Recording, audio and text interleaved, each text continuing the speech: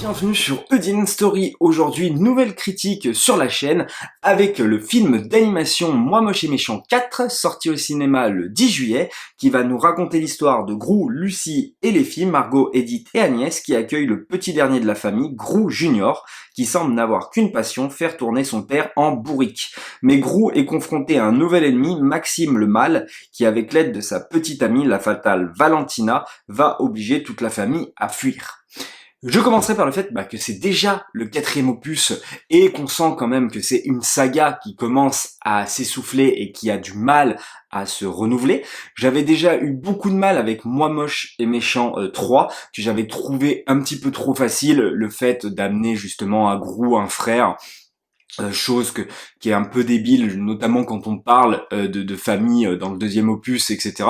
Et que d'un coup, tu présentes un de tes frères, comme j'avais eu beaucoup de mal, notamment par exemple avec Vin Diesel et John Cena dans Fast and Furious, où d'un coup, Dom Toretto avait un frère, quoi. Ça sortait vraiment de nulle part. J'ai un petit peu de mal avec ça. Donc bref, je trouvais que ça tombait un petit peu dans la facilité. Même, on peut même dire 6e opus, hein, si on compte les Mignons 1 et 2. Les Mignons 1 d'ailleurs étaient une catastrophe, mais qu'est-ce qui me faisait espérer pour Moi Moche et Méchant 4, c'était notamment les Mignons 2, où je trouvais qu'ils avaient vraiment quelque chose à raconter, notamment sur les origines story de Gru. C'était vraiment sympathique de ce côté-là. Donc je me suis dit, pourquoi pas.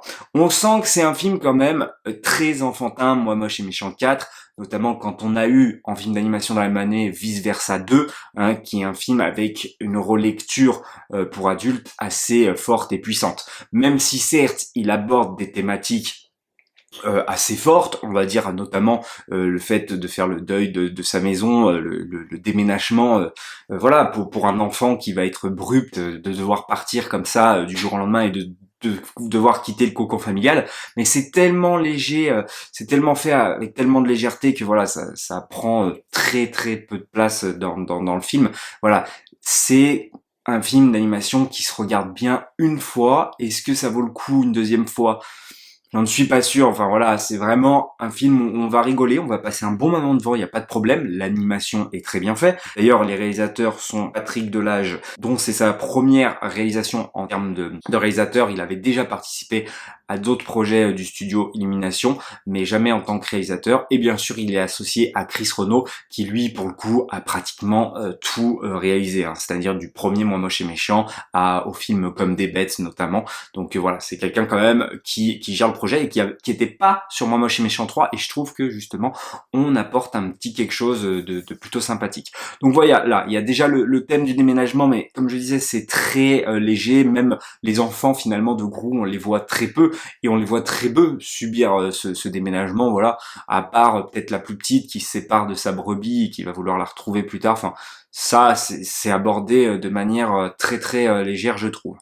Il y a aussi du coup le nouveau arrivé dans la famille, donc Gru Junior, qui va apporter une nouvelle dynamique, notamment au personnage de Gru, qui va être plutôt du coup sympa, hein, on va pas se le cacher. Franchement, c'est cool, mais évidemment, c'est fait avec peut-être 10 ans de retard, parce que là où le thème du déménagement a déjà été abordé dans énormément de films, notamment dans le premier Vice Versa, là encore une fois, Indestructible l'avait déjà fait avec Jack Jack. Enfin, je veux dire, Gru Junior m'a rappelé fortement Jack Jack, qui voilà, faisait malmener ses parents dans les films Indestructibles de temps à autre. Et là, ça va être un petit peu pareil, sauf qu'il va malmener seulement et uniquement Gru. Donc voilà, là encore une fois, c'est très rapide. Alors il y a aussi le copinage. On va critiquer évidemment la bourgeoisie avec ses voisins complètement bourgeois, bobos, qui vont au club de tennis, tout ça. Donc là, c'est peut-être le côté le plus adulte du film, la relecture la plus adulte pour ce film d'animation. Bon voilà, ça va pas par quatre chemins, c'est même un petit peu voilà, ça défonce vraiment vraiment les bobos, quoi. Je veux dire, il y a pas trop de nuances de ce côté-là, donc ouais, c'est pas voilà. Bon. c'est dommage, j'aurais pu y aller un petit peu plus en finesse. Évidemment, il y a tout ce qui les entoure, hein, donc les mignons, où on va jouer là encore une fois sur de la nostalgie, hein, puisque nos mignons, certains vont être transformés en super-héros, hein, qui nous rappelleront la chose des 4 Fantastiques, Cyclope de X-Men, et j'en passe et des meilleurs, Superman, tout ça, Monsieur Élastique, Monsieur Fantastique, encore une fois des 4 Fantastiques. Donc voilà, une vraie référence. Je trouve que ça marche plutôt bien. Les scènes des mignons, on rigole, notamment les 3 mignons principaux qui sont toujours aux côtés de Gru. Eux ont une dynamique plutôt sympa et ils marchent vraiment bien, notamment avec un distributeur automatique qui se trouve dans la nouvelle maison. C'est plutôt drôle. Et vient le méchant, Maxime le Mal.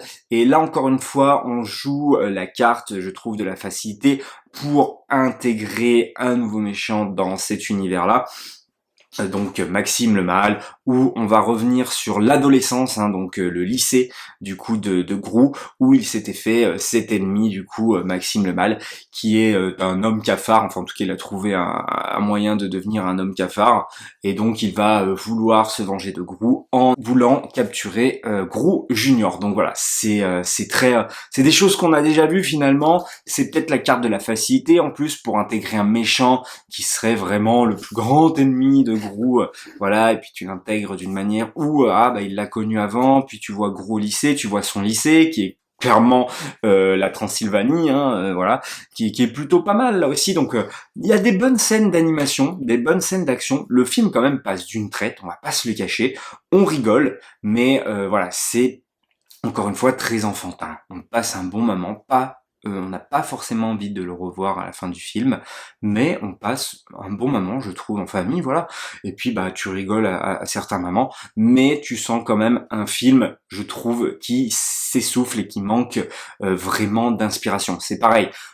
Pas mal de fois dans le film, vous verrez, vous pourrez reconnaître des plans de certains films, notamment par exemple quand Monsieur Élastique veut arrêter ce fameux métro, ça nous rappelle le Spider-Man 2 de Sam Raimi, ou donc avec Tobey Maguire qui voulait arrêter ce fameux train où il tire l'étoile de chaque côté du mur, mais pas que. Il y a encore d'autres scènes dans le film, d'autres films cachés qui sont plutôt sympathiques, donc certainement des dédicaces. Mais tu sens, encore une fois, je le redis, mais que le concept commence vraiment à s'essouffler. Et voilà. Et en plus, c'est quand même le 4e, même le 6e film de la franchise, en très peu de temps finalement. Je sais plus quand est sorti le premier, mais voilà, quand on dit qu'on est déjà à 6 films, c'est quand même déjà énorme. Malgré tout, on passe un très bon moment en famille, donc pour le côté familial, tout ça, je vous invite fortement à aller regarder Moi Moche et Méchant, parce que ça se regarde très très bien. Mais pour le revoir derrière, ça, j'en suis beaucoup moins convaincu. C'est pour toutes ces raisons que je lui mets la note de 3 sur 5. Donc c'est pas une mauvaise note, hein, vous allez me dire. En tout cas, j'ai passé plutôt un bon et agréable moment.